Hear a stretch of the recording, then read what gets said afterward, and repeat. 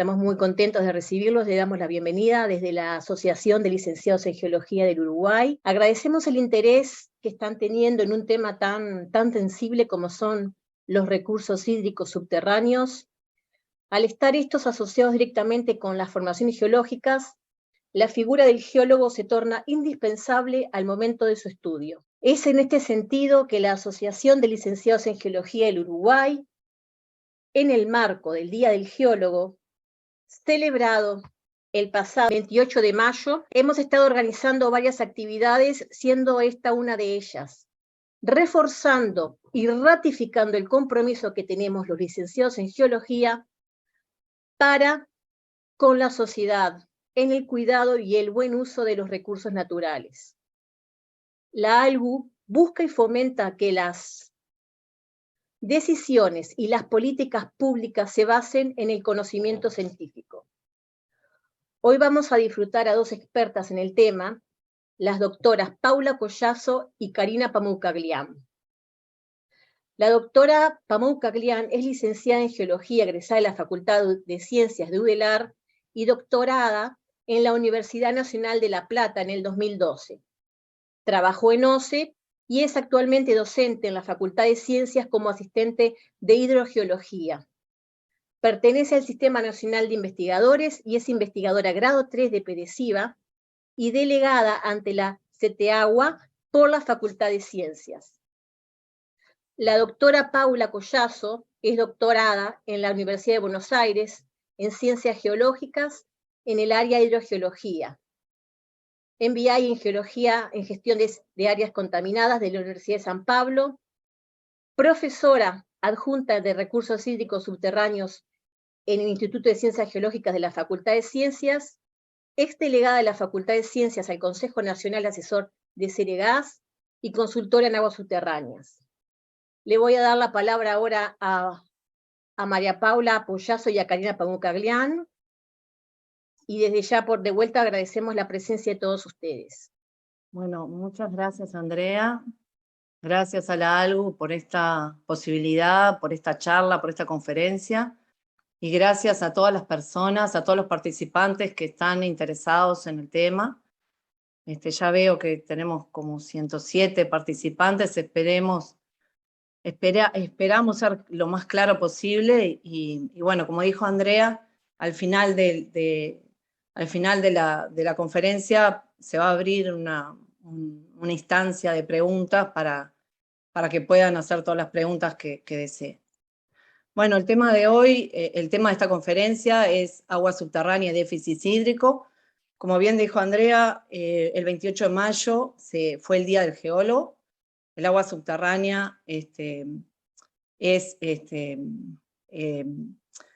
una disciplina que está dentro de la licenciatura en Geología, es una especialización dentro de la licenciatura en Geología que estudia todo lo que tiene que ver con el agua dentro de los sistemas acuíferos, su evolución, su circulación. Y en estos momentos tan, digamos, de crisis hídrica es fundamental poner este tema sobre la mesa. Yo voy a iniciar la conferencia, siempre trato de que mis presentaciones comiencen con lo que tiene que ver con el ciclo del agua, porque el agua subterránea forma parte del ciclo del agua. En esta imagen vemos un dibujo con... ¿Hola? ¿No estás compartiendo o yo no estoy viendo? ¿No se está compartiendo? Ah, perdón. Perdón. A ver cómo hago. Un segundo. Pensé que ya estábamos compartiendo la pantalla, disculpen.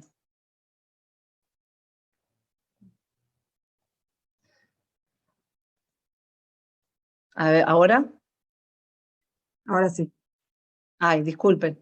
Bueno, como decía, siempre la idea de es empezar las conferencias hablando del ciclo del agua y poniendo el agua subterránea también como que forma parte del ciclo hidrológico, porque es algo en el imaginario de las personas, el agua subterránea está como desconectada de lo que es el agua superficial, y muchas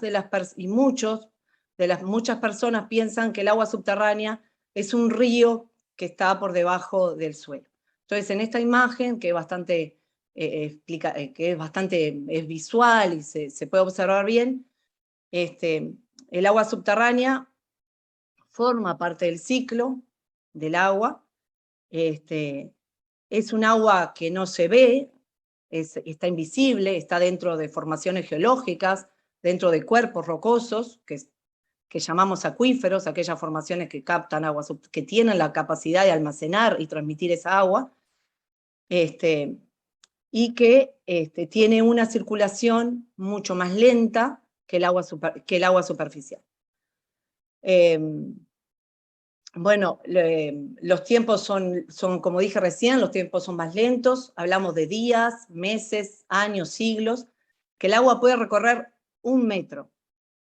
Si el agua subterránea se contamina, es muy difícil la detección. Generalmente la contaminación se identifica muchos años después, debido a esos lentos tiempos de circulación, y la remediación es mucho más difícil o imposible.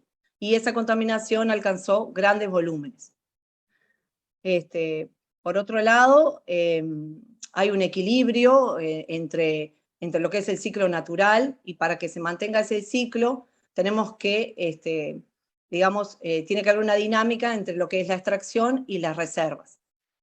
Cuando la explotación del agua subterránea supera la capacidad de recuperación y se extraen las reservas, se está en una situación de déficit hídrico, y luego del cese de esa extracción, la recuperación del acuífero puede tardar decenas de años. Por este motivo, es válido hablar de que el agua subterránea es un recurso no renovable en la inmediatez. El Informe Mundial de las Naciones Unidas del agua, que hay un informe del 2022 específicamente del agua subterránea, dice que el crecimiento del agua superficial y la escasez debido al cambio climático provocan un aumento en la dependencia de las aguas subterráneas. Y eso lo estuvimos viendo en estos días, salió en la prensa, salió en los diarios, cómo la OCE realiza perforaciones en Montevideo para poder dar agua potable, y esa agua es agua subterránea. Entonces, ese aumento provocado por el crecimiento del agua superficial y por la escasez debido al cambio climático, provoca entonces esta dependencia y este aumento en el consumo del agua subterránea. Para esto es imprescindible la gestión de recurso hídrico para su preservación para las generaciones futuras. La pregunta es, ¿cómo se encuentra Uruguay frente a estos retos? Entonces, esta presentación tiene una primera introducción, que es la que di yo. Ahora yo le voy a dar paso a la doctora Karina Paumacaglián, que va a hablar del estado del conocimiento de las aguas subterráneas del Uruguay, y después yo voy a retomar a continuación de Karina, voy a retomar de nuevo a continuación de Karina. Así que le doy el paso a Karina para que nos cuente un poquito del conocimiento. Gracias, Paula. Bueno, yo voy a hablar un poco del estado del conocimiento actual del agua subterránea en Uruguay, que me parece muy importante tener en cuenta para luego realizar una buena gestión, que mencionaba Paula recién, y para el aprovechamiento de este recurso hídrico de manera sustentable. Siguiente. Bueno, aquí tenemos el mapa geológico del Uruguay, y nosotros le hicimos una adaptación a este mapa geológico para ver la hidrogeología, porque realmente la geología es la que gobierna, en este caso el agua subterránea, gobierna la hidrogeología. El mapa hidrogeológico, siguiente, mapa hidrogeológico realmente se condice con el mapa geológico. Los límites son casi exactos de los acuíferos y el mapa hidrogeológico con la geología, ¿no? Tenemos en Uruguay el acuífero Guaraní, que ahora vamos a ver un poco más en detalle.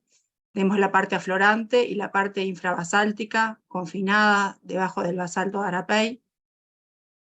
Tenemos el basalto de Arapey y el acuífero Arapey, está conformando el acuífero Arapey.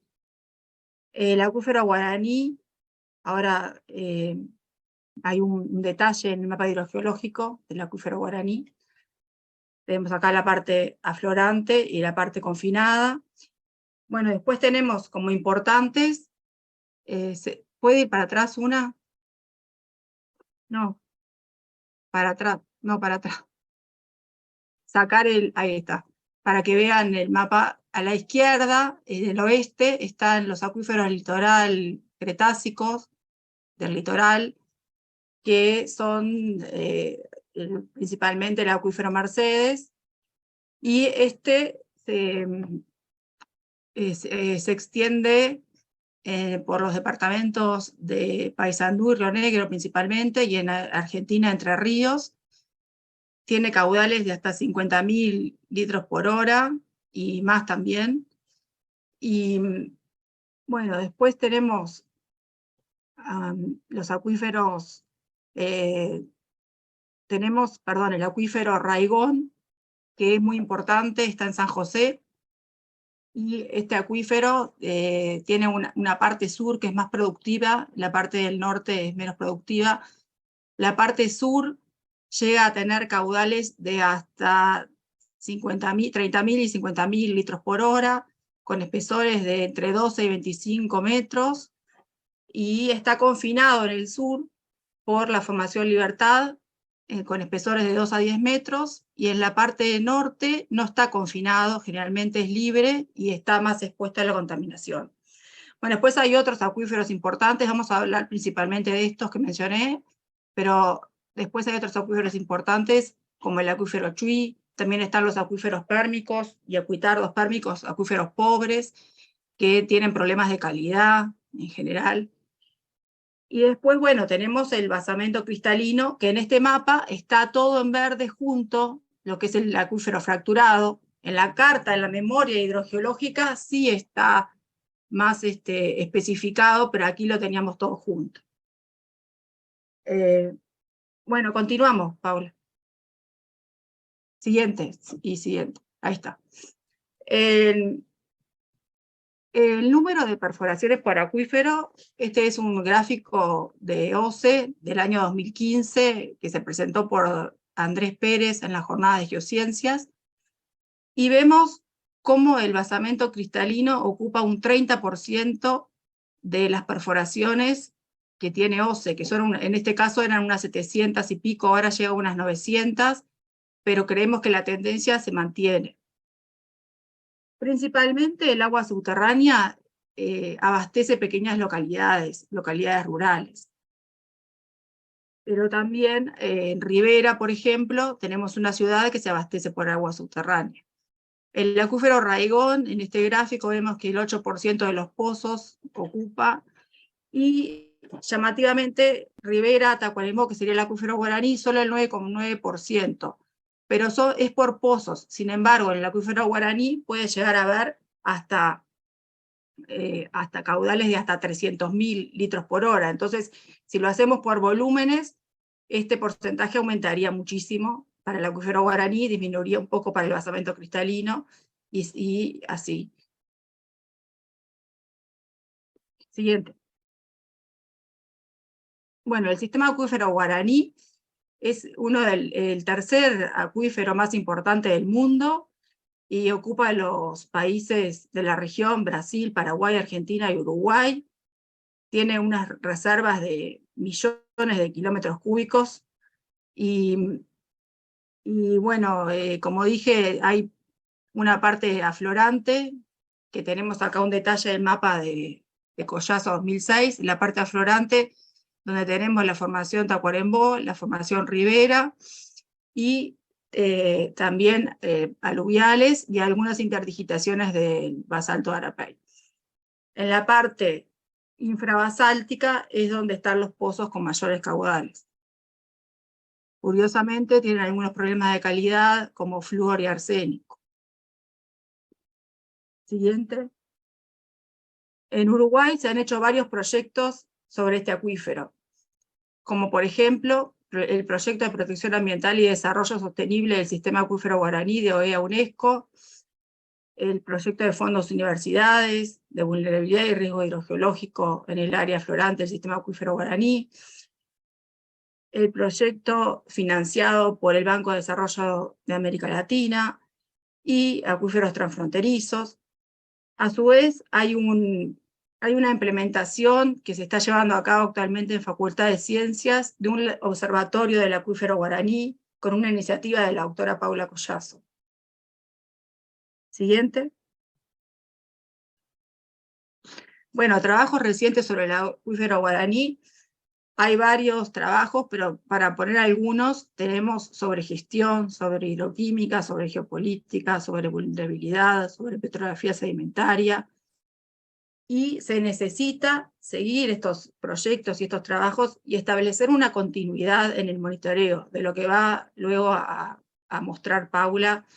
Seguir estos proyectos con una continuidad es fundamental para una buena gestión del acuífero y para un aprovechamiento de manera sustentable.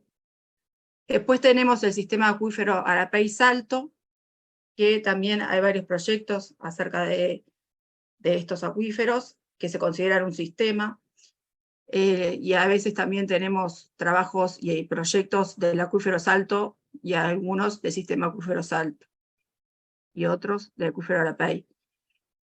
Hay monitoreos que se hicieron en Dinamige, y bueno, hay un proyecto, por ejemplo, hacia una gestión integrada de los recursos hídricos en sistemas hidrológicos altamente antropizados, Arroyo San Antonio, el acuífero Salto Arapey, que se hizo por CENUR y UDELAR, con un fondo financiado por ANI.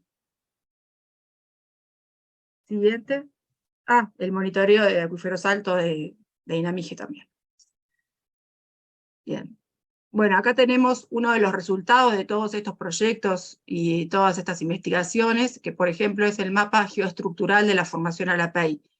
Es muy importante en los acuíferos fracturados poder hacer un estudio geoestructural, llegar a obtener las principales direcciones de fracturas portadoras y ver sus orientaciones, ver cómo se comportan para poder luego relacionarlo con parámetros hidráulicos, caudales, y ver si esas fracturas abiertas, cuáles son las mejores direcciones para la prospección también.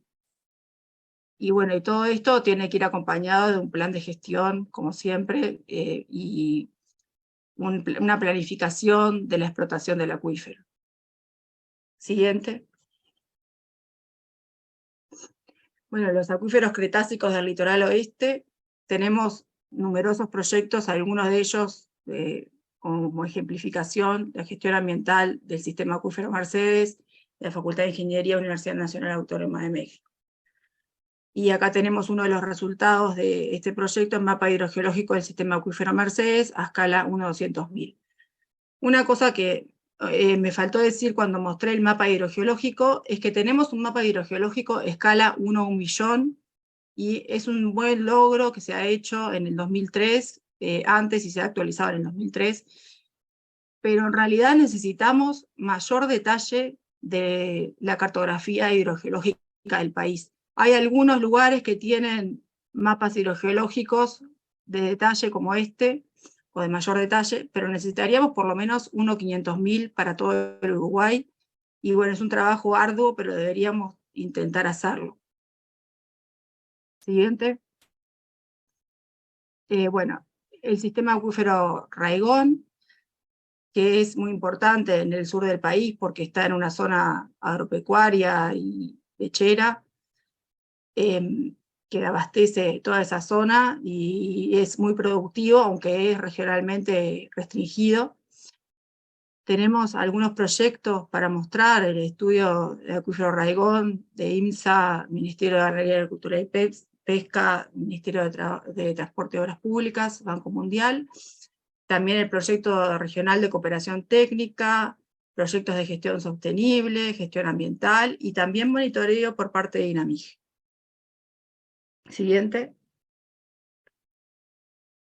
Bueno, acá vemos algunos de los resultados de esas investigaciones y proyectos, que por ejemplo tenemos el mapa geológico de detalle de ese acuífero, de esa zona de monitoreo, y tenemos a la izquierda abajo un mapa donde se ven los los descensos y las variaciones de los descensos de niveles pisométricos, que implican una sobreexplotación en algunos sectores del acuífero. Y también arriba a la izquierda vemos el mapa con un muestreo para ver cómo se ha estudiado la parte hidrogeoquímica también de este acuífero. Siguiente. Bueno, arsénico en agua subterránea es un tema que no solamente afecta al acuífero Raigón, afecta también a los acuíferos del litoral oeste, hasta en alguna medida al acuífero guaraní infrabasáltico. Pero bueno, principalmente Raigón y acuífero Mercedes son los que están más afectados. En el acuífero Chuy también pueden haber algunos valores anómalos, y hemos visto que en el acuífero Raigón, por ejemplo, hay muchas perforaciones que superan los máximos admitidos de 10 microgramos por litro, y hasta llegan a 40 microgramos por litro.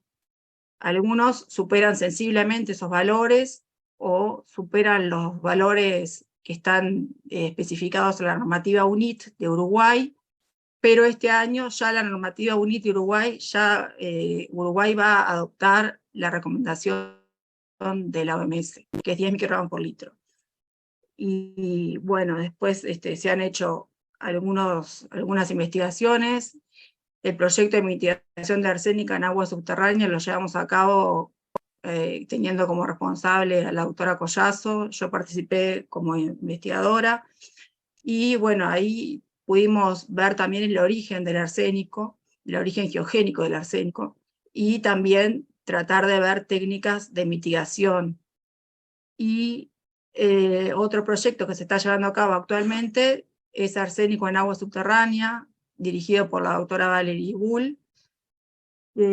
Bueno, es un proyecto que apunta más a la parte de fuentes, variación espacial y factores de movilización.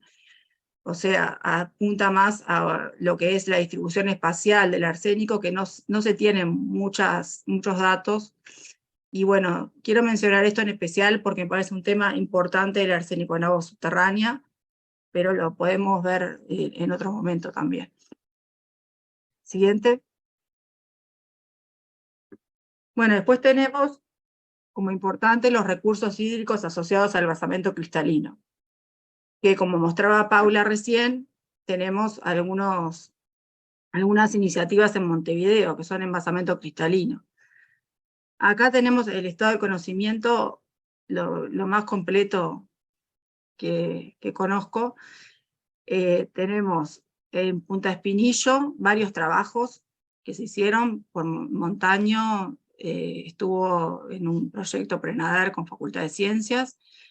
También está la tesis de Jorge Montaño para el Arroyo Carrasco. Después tenemos en la parte de Canelones, en San Luis, algunos trabajos de OCE, y sobre el tema de intrusión salina también.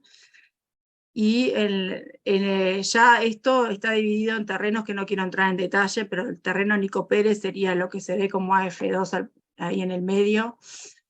Y ahí podemos ver acuíferos kársticos del grupo Parque Ute de la Formación Polanco, donde algunas embotelladoras como Salus tienen su fuente de agua. Y bueno, acuíferos fracturados también, como por ejemplo Formación Yerbal, se han estudiado. Y después, bueno, hay algunos acuíferos fisurados adyacentes a la laguna Merín que están poco estudiados en realidad. Lo que está más estudiado son los sedimentos sobreyacentes. Siguiente. Bueno, en el acuífero fracturado de Montevideo existen varios trabajos acerca del basamento paleoproterozoico de Montevideo.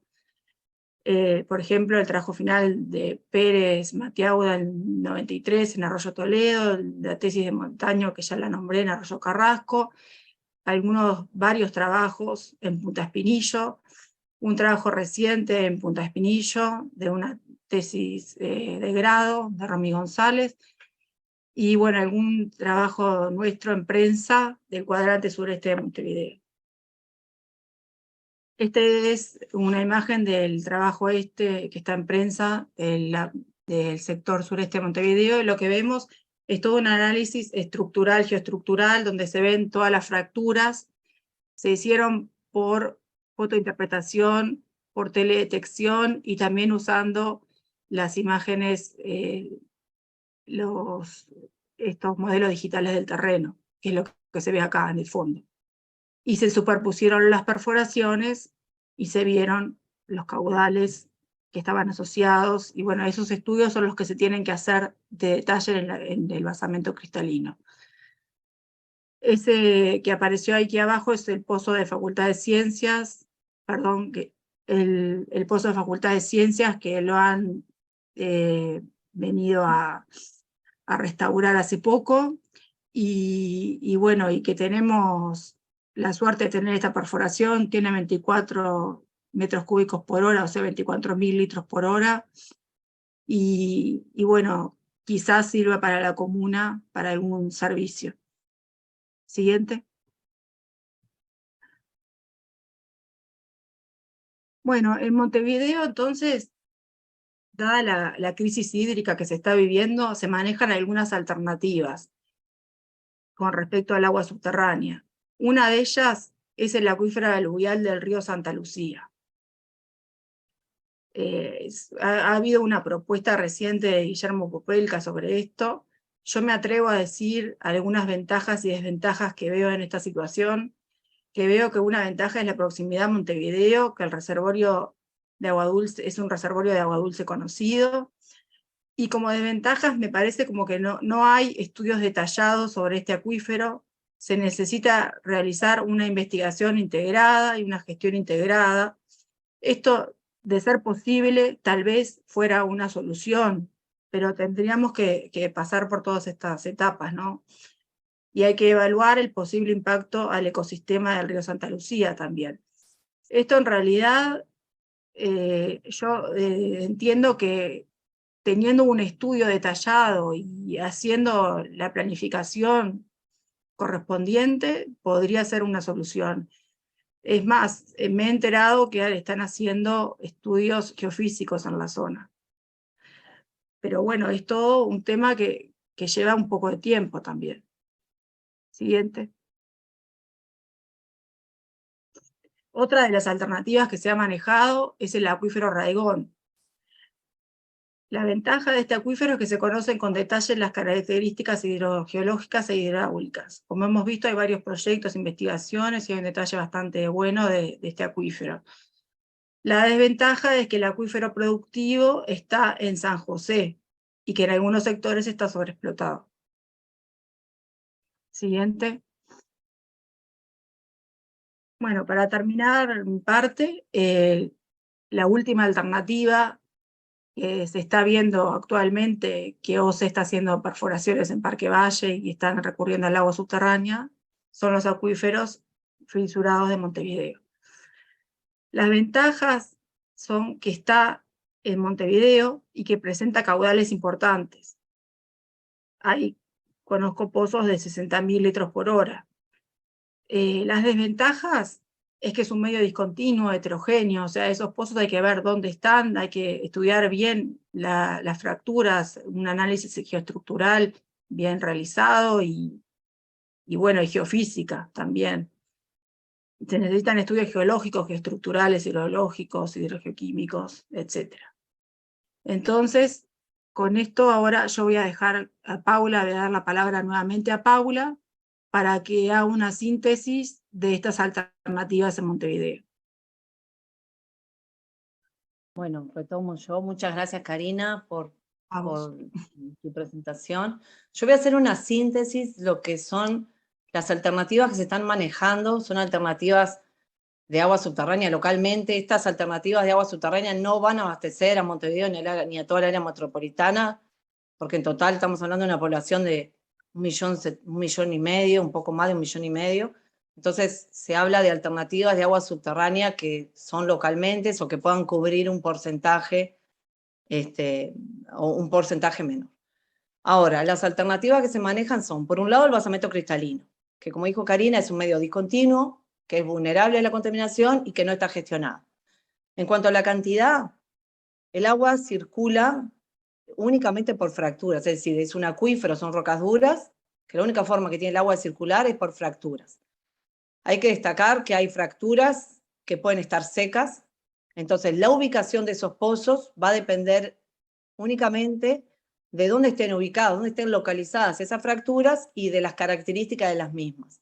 Entonces, el caudal de esos pozos va a depender entonces de eso, de la ubicación y del tipo de fracturas. Entonces, en Montevideo no todas las zonas van a poder tener esa posibilidad de ubicar pozos con caudales importantes, como dijo Karina.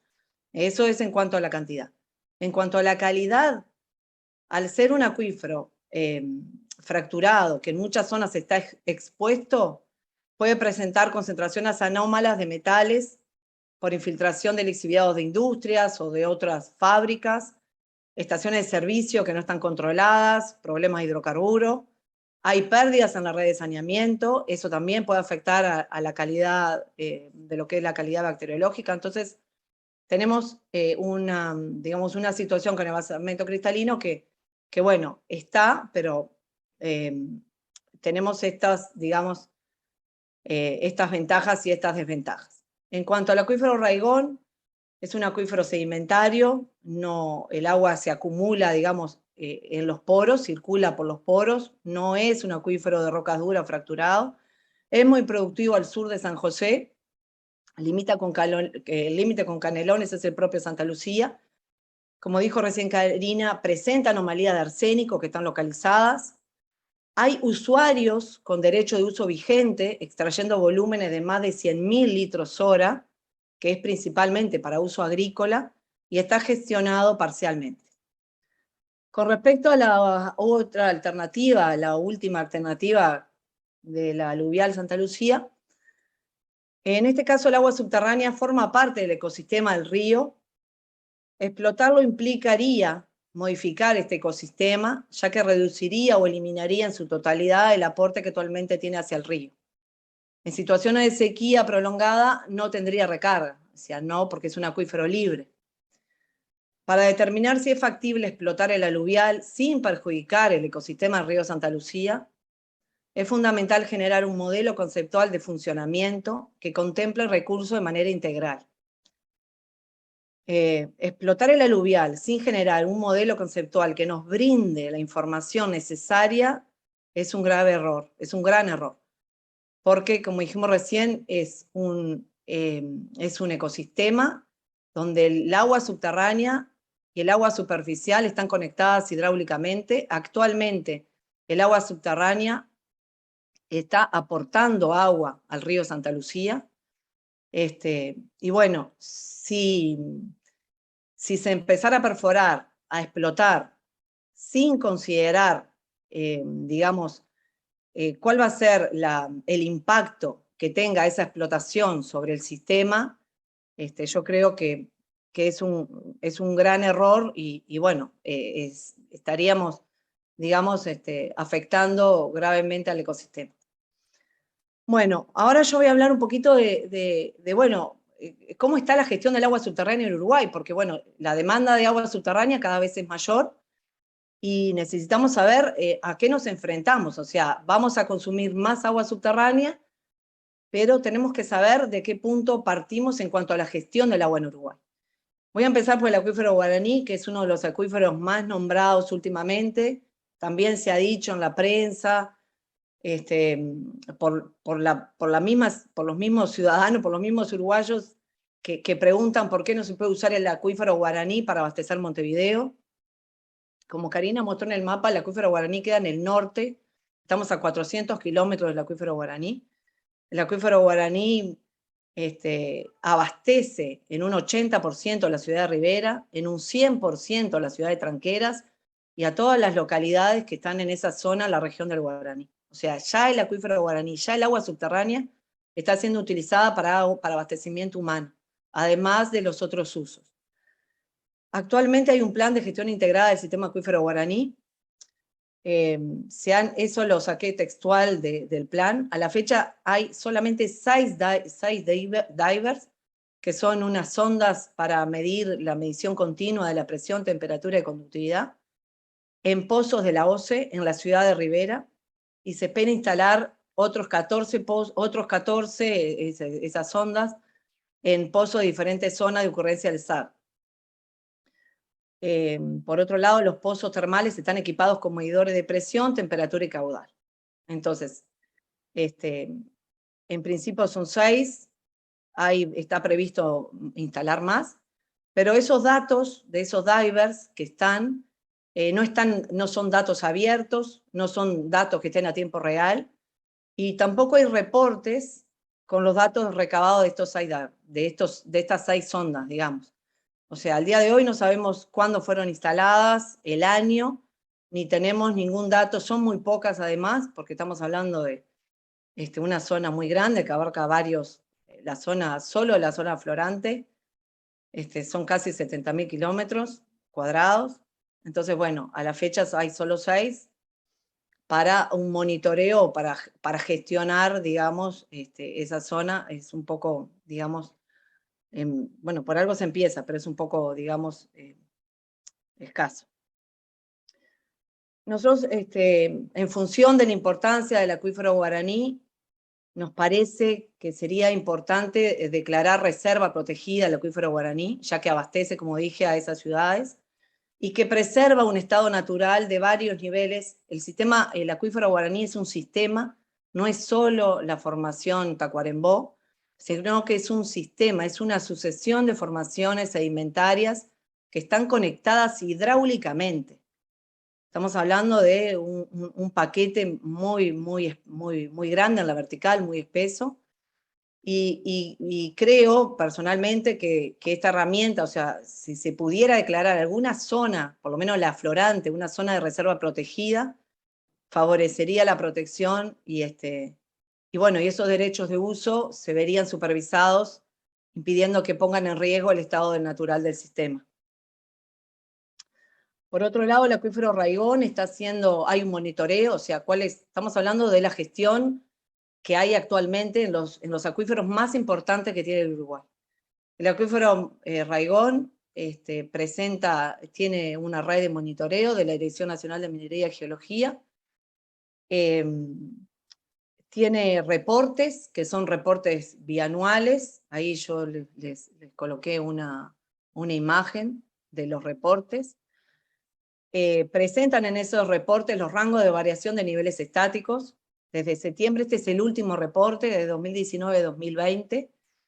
Vemos que hay una variación de nivel estático. Nivel estático es, digamos, en acuíferos libres, es el nivel que separa lo que es la zona saturada, lo que sería ya el acuífero, digamos, como acuífero en sí, o sea, donde todos los poros están saturados, y lo que es la zona no saturada.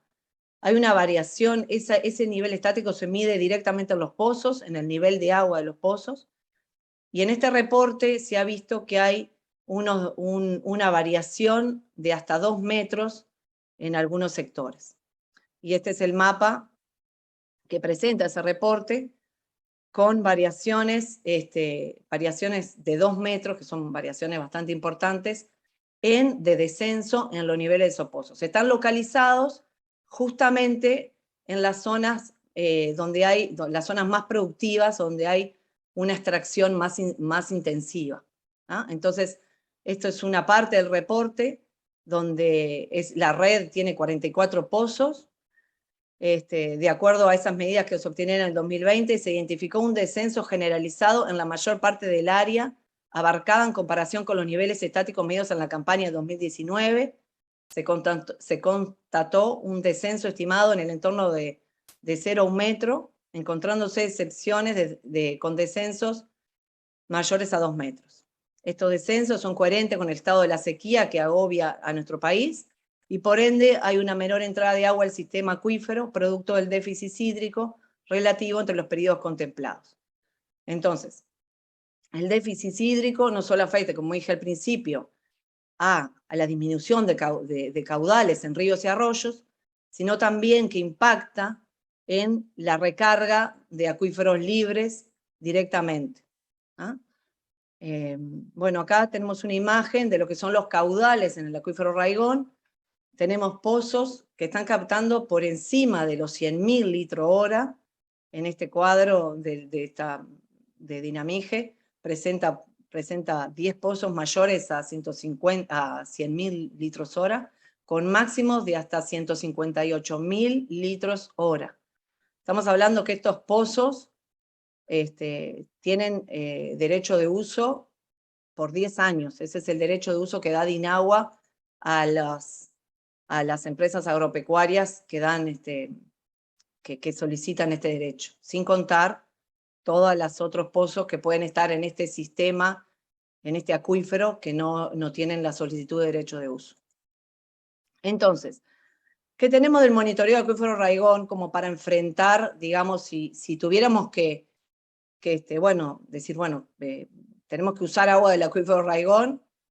La red que tenemos ahora no tiene fácil acceso, es decir, si uno quiere entrar a ver los datos de ese monitoreo, de esa red, entrar a la página de la Dirección Nacional de Minería, entrar a las publicaciones, no tiene fácil acceso.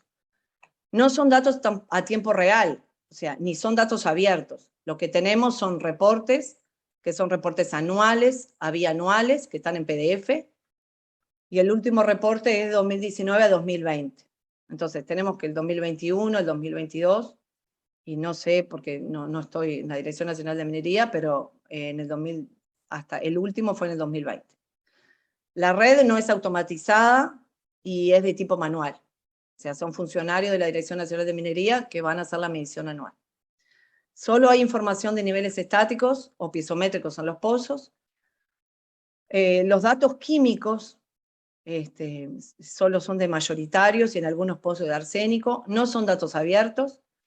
Y el último muestreo fue en el 2017. Esto lo digo porque gestionar el agua subterránea no es fácil. La gestión es necesaria. La gestión tiene que ser una gestión de cantidad y de calidad en el tiempo y en el espacio. Y bueno, estos son la situación que estamos actualmente, que tiene el Uruguay en cuanto a la gestión de sus recursos hídricos subterráneos. Un uso intensivo del acuífero implica probable contaminación, disminución de las reservas por explotación, por lo que se hace por sobreexplotación, por lo que se hace indispensable, primero, profundizar el conocimiento y realizar seguimientos de cantidad y calidad en el espacio y en el tiempo. Y ese seguimiento tiene que tener una continuidad. Tiene que, bueno, si es anual, siempre tiene que ser, o mensual, pero no puede ser un año sí, un año no. ¿Qué pasa con Salto, otro de los acuíferos muy productivos, Salto y Arapey? Salto es un acuífero sedimentario y Arapey son los basaltos, o sea, acá tenemos dos acuíferos, Salto, que está por encima, Salto por encima de los basaltos Arapey, con conexiones hidráulicas, y bueno, también la Dirección Nacional de Minería presenta reportes. El último reporte fue en el 2019. Es exactamente igual a Raigón. La red de monitoreo no tiene fácil acceso, perdón, acá me quedo la red. El acceso a los datos, tendría que haber puesto, el acceso a los datos no es de fácil acceso en el sentido que, bueno, que tenemos que entrar a Dinamige y buscar dónde están los reportes. Tampoco son datos a tiempo real, tampoco son datos abiertos, son reportes anuales, bianuales, lo mismo en PDF, y el último reporte es el 2019. La red no está automatizada y es de tipo manual. Bueno, lo mismo, son información de niveles estáticos y pisométricos. No hay datos de análisis químico continuo, solo mayoritarios en este caso, y el último muestreo fue en el 2016 y no son datos abiertos. Con respecto bueno, el principal consumidor del agua subterránea es la agricultura, en un 70-80%. El acuífero Raigón y el acuífero Salto fueron dos acuíferos que fueron estudiados para abastecer las demandas del riego, principalmente, con grandes consumidores de agua subterránea, sin ningún control sobre la reserva de los mismos, y a esto se le suma los establecimientos lecheros y la industria, los establecimientos lecheros con la problemática que implica todo el tema del nitrato, y con derechos de uso vigentes, con 10 años, renovables, y sin ninguna gestión sobre el acuífero. O sea, es un mero trámite administrativo. O sea, se solicita el derecho de uso a través de, bueno, de un informe técnico que dice cómo está construido el pozo, cuál es el caudal y cuál, digamos, una prueba de caudal, pero después no hay ningún otro control. Y a esto, bueno, como dije recién, se suma la no existencia de solicitud de derecho de uso de agua. O sea que hay muchos, se estima que hay un 50% de pozos que no están ni siquiera registrados con derecho de uso vigente. ¿Qué tenemos de visualizadores para poder ver dónde están ubicados? Visualizadores, está el visualizador de Dinamige, que está en la página de Dinamige como visualizador, que bueno, que es lo que ustedes ven. Ustedes pueden buscar pozos de acuerdo a los padrones o de acuerdo al departamento, y pinchar en el pozo, y bueno, se abre una pestaña, y bueno, tenemos pozo, por ejemplo, del 57, pero es solo, digamos, solo visualizamos ese pozo con ese nivel estático de ese año, del 57, no sabemos qué pasó, digamos, digamos cómo está ese nivel al día de hoy, pero bueno, la información de las perforaciones está, y está la ubicación. Y por otro lado, el visualizador de Dinagua, que está en la misma situación, o sea, podemos ver dónde están los pozos ubicados, podemos tener, digamos, las características de los pozos, pero no hay digamos, no hay datos de seguimiento de los acuíferos. A eso voy. Y después tenemos el Observatorio Nacional, que son datos abiertos, pero que si uno entra a la parte de calidad de agua y ponemos la matriz, queremos buscar, no encontramos agua subterránea. O sea que el tema del agua subterránea es bastante complejo, y bueno, en el caso de la Observación Nacional, en el caso de calidad directamente no aparece el agua subterránea. Bueno, es necesario entonces una gestión y que sea transparente, una transparencia. Son necesarias plataformas online de visualización de datos que sean abiertos y en lo posible a tiempo real. El monitoreo del agua subterránea es una de las herramientas más importantes para gestionar el recurso subterráneo. Es factor crucial que esto se realice con frecuencia establecida y una continuidad a lo largo del tiempo, ya que esto no solo permite observar el comportamiento del acuífero, ya sea por variaciones estacionales o influencia humana, sino también observar sus tendencias. Es decir, hay agotamiento del acuífero, lo cual, como fue expresado anteriormente, permite tomar las medidas de gestión necesarias respecto a estas variables. Esto está tomado del Informe Nacional de Naciones Unidas del 2022, que habla específicamente del agua subterránea. ¿Cómo es la gestión del agua subterránea? Una síntesis, yo podría decir que es escasa. No hay estudios en cuanto a la reserva ni al gasto de los acuíferos. No hay control en el gasto. Hay grandes consumidores de la industria y la agricultura. Este gasto se podría controlar por medio del gasto de energía o de caudalímetros. No hay seguimiento en cuanto a la calidad de las aguas subterráneas de los principales acuíferos del Uruguay. Hay un desconocimiento del recurso hídrico subterráneo a nivel estatal y a nivel también municipal. No se destinan recursos económicos para la gestión principalmente. A nivel municipal son contadas las intendencias que cuentan con geólogos en su staff. Hay funcionarios que hay poca capacitación en hidrogeología.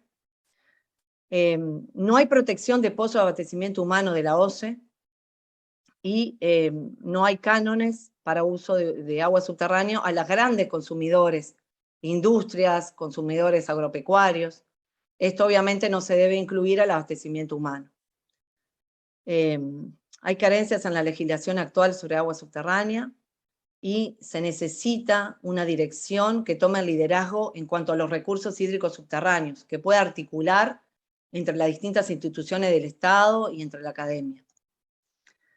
Este es el informe de Naciones Unidas sobre agua subterránea.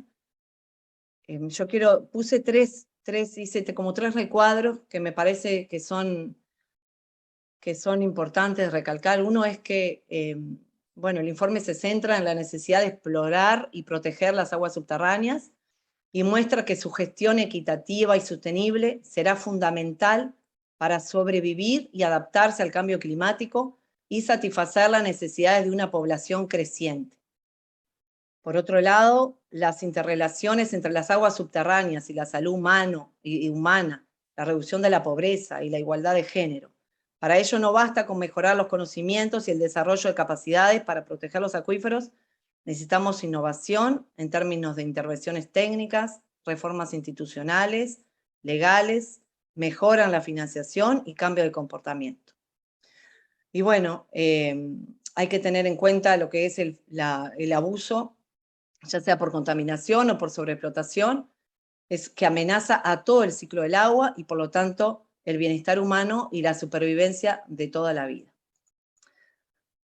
Por último, no quiero dejar atrás, yo sé que es un tema complejo, el tema del hidrógeno verde, que se está hablando mucho también, y hay una hoja de ruta del hidrógeno verde en Uruguay, que también se puede bajar de internet, y habla de la alta disponibilidad de agua que tiene Uruguay, no menciona absolutamente nada del agua subterránea como posible fuente para el hidrógeno verde, pero sabemos que hay un proyecto, que es el proyecto Tambores, que actualmente, bueno, están perforando, y bueno, en principio, ese proyecto estaría, digamos, utilizando agua subterránea para la generación de metano para la exportación.